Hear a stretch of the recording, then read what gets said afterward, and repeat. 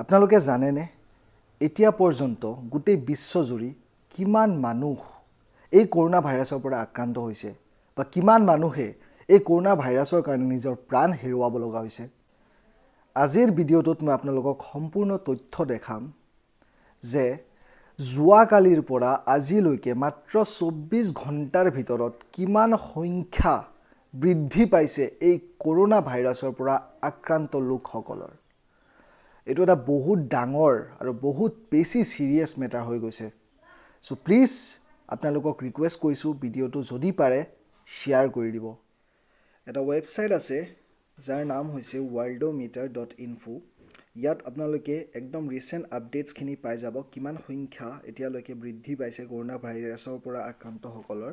কিমান মানুহ এতিয়ালৈকে প্ৰাণ হেৰুৱাব লগা হৈছে বা কিমান মানুহ ৰিকভাৰ হৈছে গোটেইখিনি তথ্য ইয়াত পাই যাব এতিয়া চাওক এতিয়া পৰ্যন্ত 4,71,000 প্ৰায় মানুহে আক্ৰান্ত হৈছে কৰোনা ভাইৰাছৰ পৰা আৰু 21,000 মানুহে এই কৰোনা ভাইৰাছৰ কাৰণে নিজৰ প্ৰাণ হেৰুৱাইছে তে চাওক এইটো ডেট হৈছে 24 তাৰিখ মানে 24 তাৰিখ লৈকে 4,22,000 24 তাৰিখে 4,22,000 টোটাল আৰু তাৰ আগদিনা কিমান আছিল আপোনালোকে চাওক 3,78,000 মাত্ৰ আছিল এক দিনতে এই 3,78,000 বৃদ্ধি পাইছে কিমান লৈকে 4,22,000 লৈকে বৃদ্ধি পাই গল সো কিমান মানে তীব্ৰ বেগত এই কৰোনা ভাইৰাছ বাঢ়ি আছে স্প্ৰেড হৈ আছে আপোনালোকে দেখিব পাৰি আছে আৰু ইয়াতে যদি আপোনালোকে চাব যায় যে দেশ চাইনা হক USA হক কিমান বাঢ়ি আছে সবতকৈ বেছি আক্ৰান্ত হৈ আছে USA মানে আমেৰিকাৰ দৰে এটা উন্নত দেশতো চাওক আপোনালোকে কি অৱস্থা এক ৰাতিত 13,347 টা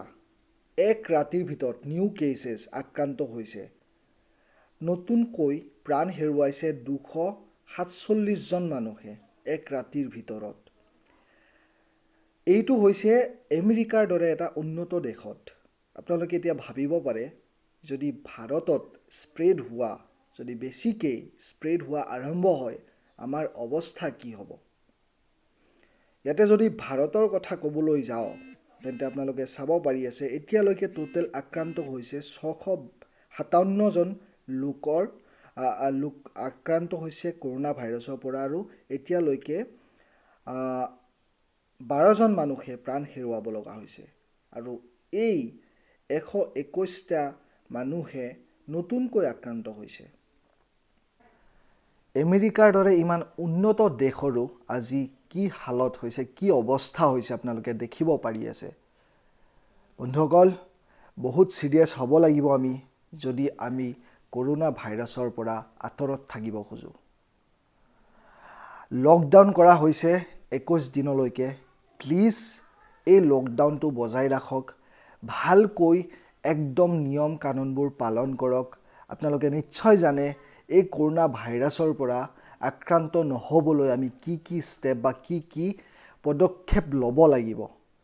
আমি সকলোৱে জানো সো প্লিজ অলপ সিৰিয়াস হওক ৰাইজ